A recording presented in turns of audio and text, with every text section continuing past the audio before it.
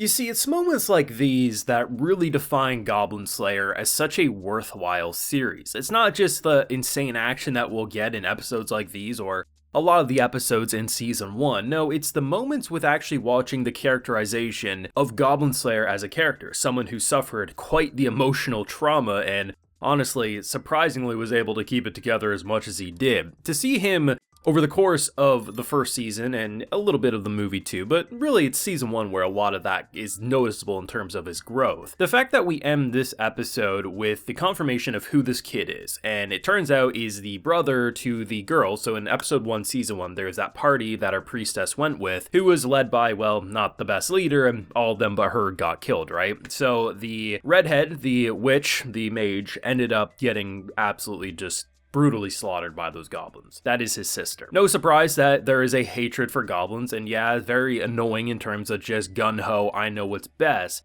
But at the same time, I mean, a lot of people being inexperienced, suffering trauma, they don't handle things well. Hell, Goblin Slayer himself didn't really handle things well. He kind of did break mentally, all things considered. But I think the most interesting thing is about what they did at the end. When he learns about who this kid is and, reminded of the people he can't save, because he doesn't save everyone. And for him, he knows the threat of goblins. He wonders, is anything he's doing even worth it? Because at the end of the day, when you look at a majority of season 1, people never really talked highly about him. You compare the end of the episode where you have the spear guy who's pretty much being like, they kind of have like a butting heads kind of like little rivalry going on. They're not really friendly, but as soon as he realizes that Goblin Slayer is upset, he immediately goes from trolling to being like, bro, are you okay? He really has built that level of respect by the end of season 1. But the idea of him breaking down the alleyway, throwing his helmet around, just being like, holding his head in shame, being like, thinking of all the things that he hasn't been able to save, right? To see a moment like this, we really haven't seen Goblin Slayer break mentally like this,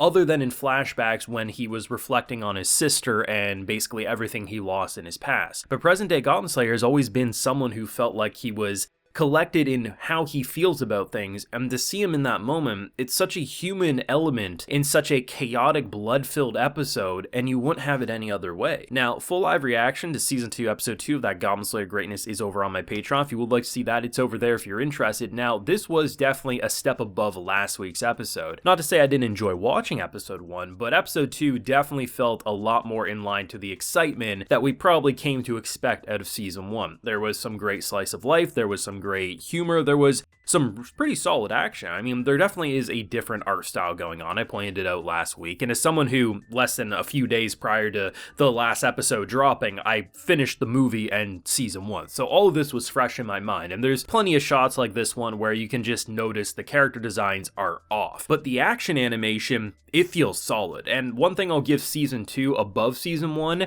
is the blood effects. So my only real issue, I think, in season 1 was that a lot of times when blood splatter would happen on screen, it was way too CGI, so it was just like, it almost felt stock footage sometimes, just overblown, and it was just a little too much. And what I saw here, I thought was a lot more well handled. I thought it was a little more elegant, a little more tasteful, and it got across the bloodshed a lot more. Whether it is goblins getting literally smashed into a puddle of flesh and bone, or the kid opening the door and the blood thing coming down, it was just handled a lot more interesting. And I like the idea that, this is kind of like the definition of mess around and find out, or F around and find out. YouTube doesn't like the F words too much, but I love the fact that this kid, he's like, if this is like absolutely despise and absolutely love, the kid's like there on the spectrum for me. Like, he's real close to being like to the point of ruining a season, but I think they are handling him well. There is the element of trauma, there is the element of I know what's best, but at the same time, it doesn't take him long to recognize that, oh shit, I would have been dead if they didn't do this. Oh shit, I was judging this priestess because she's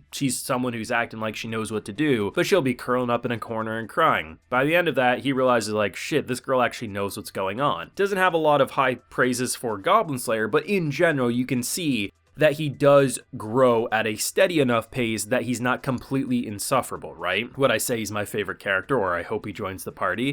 No, I would not say that. But in general, what I said last week, and I'm going to stick to my guns here, I do like the idea of this character, and now knowing how it relates back to the beginning of season 1, especially with Goblin Slayer feeling a little traumatic there and just honestly feels a little neurotic at this point. I love the idea that Goblin Slayer, the priestess, and this kid have way more of a connection than we first realized, and in doing so it will be interesting because Goblin Slayer is someone who cares quite a bit, and even though he doesn't show it too often, I mean, characters are starting to recognize, and I think it's the little moments like, you know, thinking about how in season 1 everyone talks so much smack about him, always was putting him down, but by the end of season 1, shit, what he did, like, it got the guild to actually collectively enjoy and appreciate him. So people can now tell a little more when he's off, right? The way he responds. And I think that does show a lot of growth for not only his character, but the characters that surround Goblin Slayer. Now, the action, like I said, was pretty well done. I mean, there was some good variety. I think there was about 20 goblins or something that we ended up dealing with, and then there was this big old troll. The troll was really cool. These are the moments that I really enjoy.